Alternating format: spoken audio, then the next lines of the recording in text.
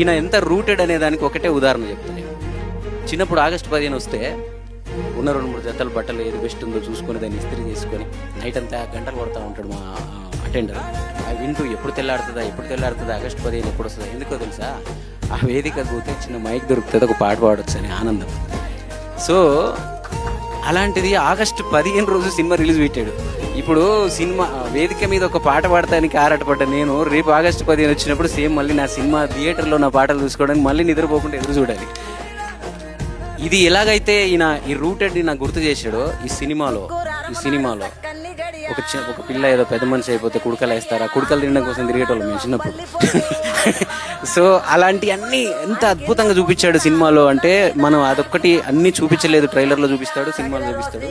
ఇతను మరొక ఏమంటారు తమిళ్లో చాలా మంది మంచి పారంజిత్ అని, లేకపోతే మారి సెల్వరాజ్ అని, ఇలాంటి మంచి డైరెక్టర్లు ఉన్నారుగా, అలాంటి ఒక రూటెడ్